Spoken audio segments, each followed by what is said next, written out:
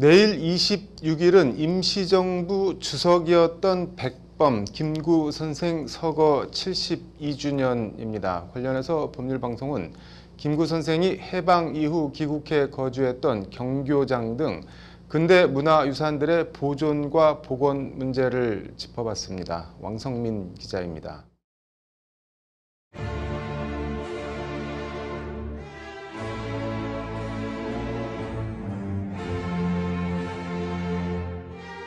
(1946년 6월 26일) 대한민국 임시정부 주석 백범 김구 선생이 안두희의 총탄에 맞아 서거합니다. 당시 백범이 거주하던 경교장엔 그날의 흉탄 두 발자국이 창문에 선명합니다. 대한민국은 그렇게 내 소원은 오직 대한의 독립이요, 둘째도 독립이요, 셋째도 우리나라 대한의 완전한 자주독립이요를 평생 품고 살았던 백범을 잃었습니다. 사실 김구 선생님이 여기서 1949년 6월 26일 날 안두희의 흉탄에 돌아가셨거든요.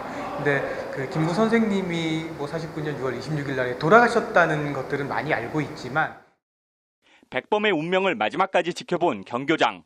경교장은 백범의 파란만장한 일생처럼 기구한 사연들을 온몸으로 겪었습니다. 지금의 강북 삼성병원 자리에 1936년 광산재벌 최창학의 사저로 지어진 경교장은 해방 이후 임정요원들이 귀국하면서 임정 임시청사로 쓰였습니다. 독립의 열망을 품고 이역만리 타국으로 떠났던 독립투사들의 해방조국 실현에 대한 열망과 꿈이 스민 곳, 경교장은 그런 곳입니다.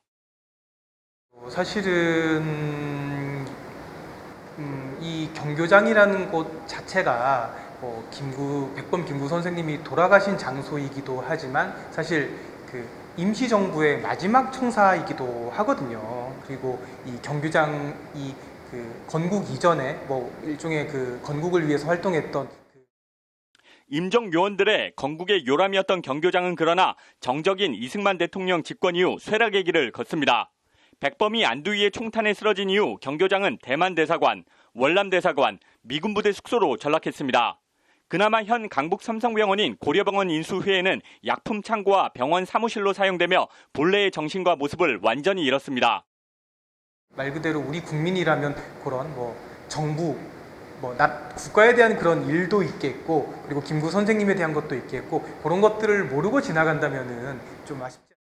96년엔 철거 위기까지 몰렸지만 다행히 2001년 서울시 유형문화재 제129호로 지정되면서 명맥을 유지할 수 있었고 이후 복원 작업을 거쳐 임정청사로 쓰이던 당시의 모습을 되찾았습니다.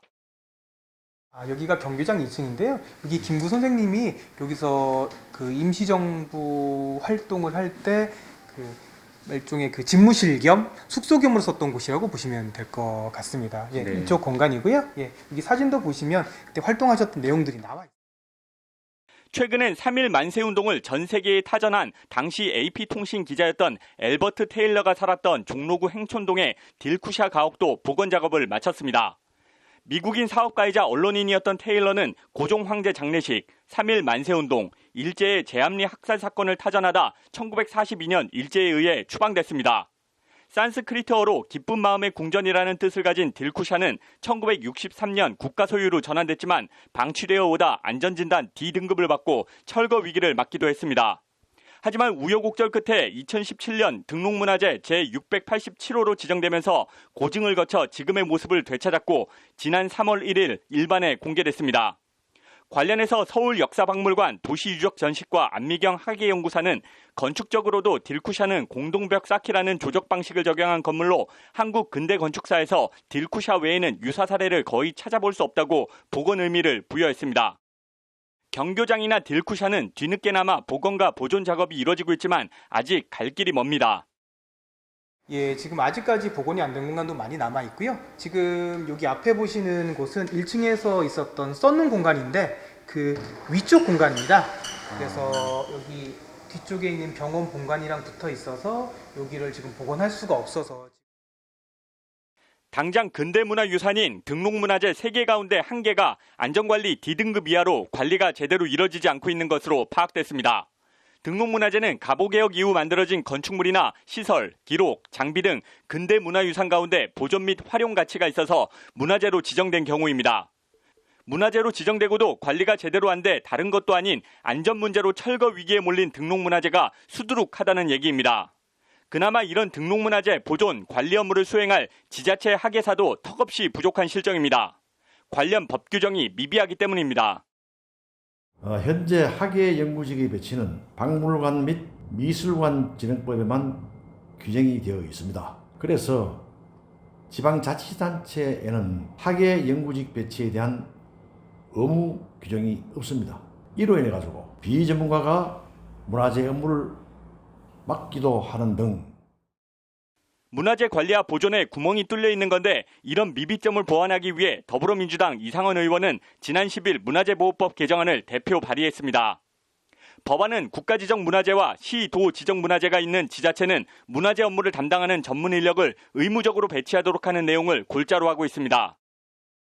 기대 효과는 문화재보호법이 국회 본회의를 통과하게 된다면 앞으로 시도지사가 문화재 기본계획에 관한 연도별 시행계획을 수립할 때에 문화재 전문 인력의 배치에 관한 사항을 추가할 수도 있을 것입니다.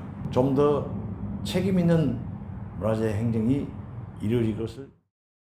국회엔 이외에도 문화재 기본계획 수립 시 전문적인 조사, 연구 및 사업개발 수행 의무를 부과하는 등 여러 건의 문화재보호법 개정안이 발의돼 있습니다. 역사를 잊은 민족에게 미래는 없다. 2차 대전을 승리를 이끈 영국 윈스턴 처칠 수상의 말입니다. 문화재는 그 민족의 홍과 역사가 담긴 그릇입니다. 예산과 법이 없어서 제도가 미비해서 근대 문화유산 보존과 복원이 홀대받는 일이 없도록 적극적인 개입과 행동이 필요해 보입니다. 법률방송 왕선민입니다.